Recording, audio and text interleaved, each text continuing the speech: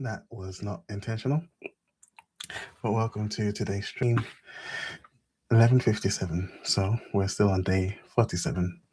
I don't care what anyone says. But let's get straight into it because it will be a quick one as man needs to sleep. Um, 11 to 13 of Leviticus today. And Moses is just sort of well, not Moses, but God is expanding on the laws. And I want to jump straight into this little point here, which is that uh, a lot of the laws at face value seem somewhat arbitrary. And I think it's worth recognizing some of these. A lot of these laws, I think, were to set, well, almost all of these laws were to set Israel apart. And so as God is going through what is ceremonially clean and unclean for the Israelites to eat, and for the Israelites in general. Uh, he gives certain rules. If an animal has split hooves and chews the cud, they can eat it.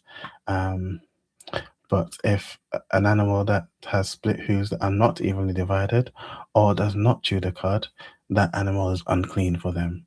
Um, and it goes on to describe the type of fish they can eat, the nature of insects that they can eat.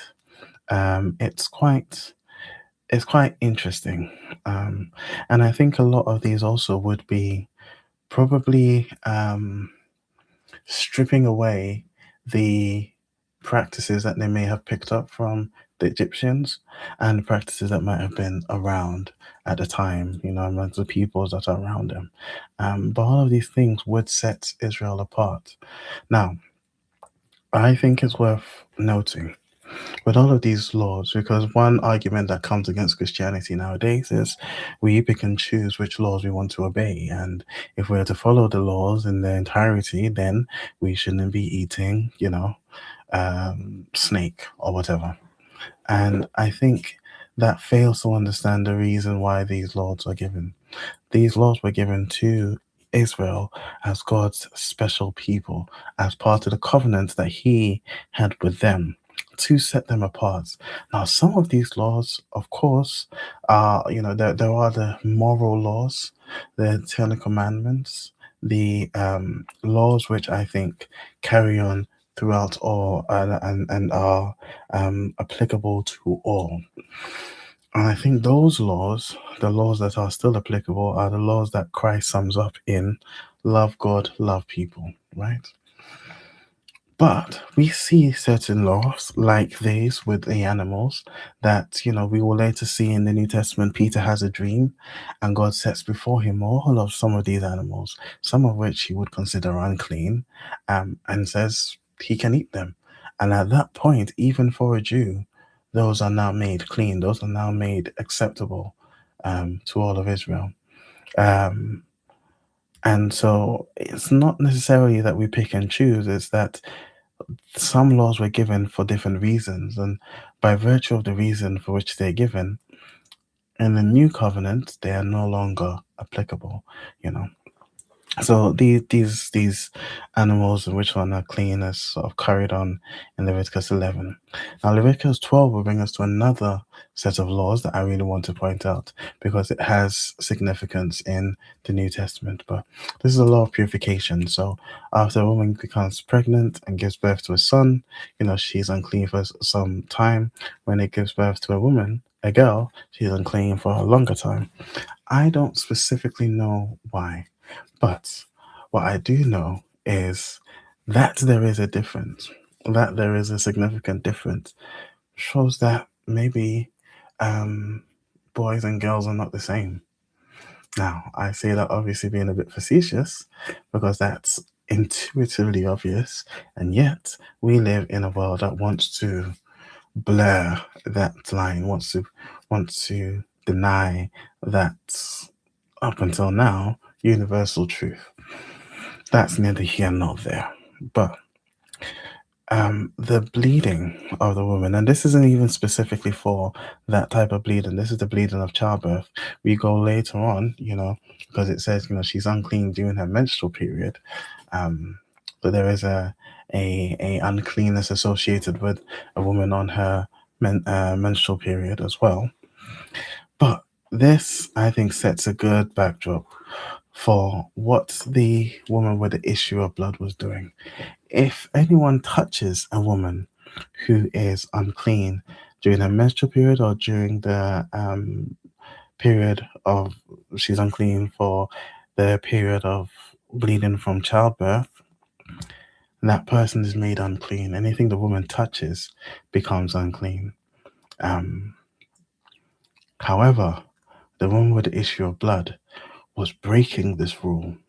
Because when this happens, they're supposed to sort of pull away. You don't want to make other people unclean because there's ramifications of that.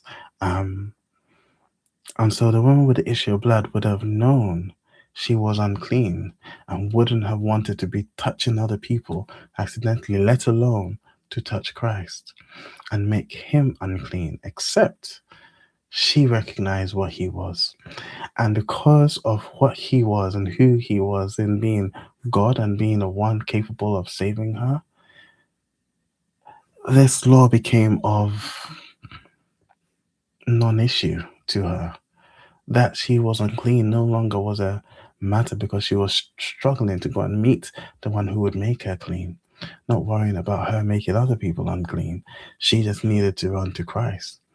And I think that should give us some pause to think on the law and what it really is supposed to do. It highlights sin, and it's sets Israel apart. But the law is not the end in and of itself. It never was meant to be. Christ was meant to be the end. He was meant to be the finisher of our faith, not the law.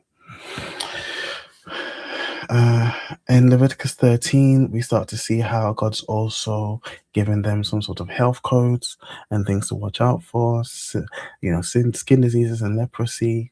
It gives them a means of determining whether or not it really is leprosy or if it's just a smaller disease.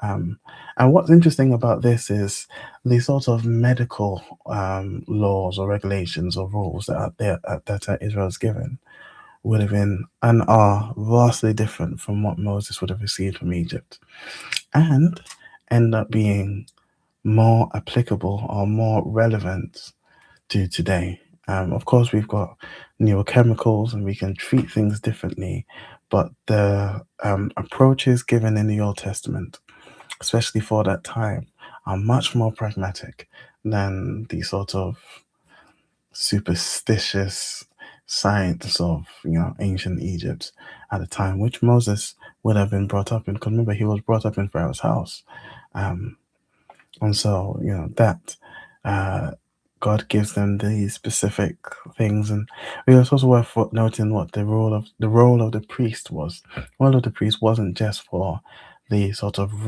religious actions and duties, but had a role almost as a doctor, to examine sores, to examine infections, to examine mold, and declare a thing, clean or unclean, worthy of maintaining, fixing, or needing destruction. I think that's interesting that that's part of the role of the priest as well.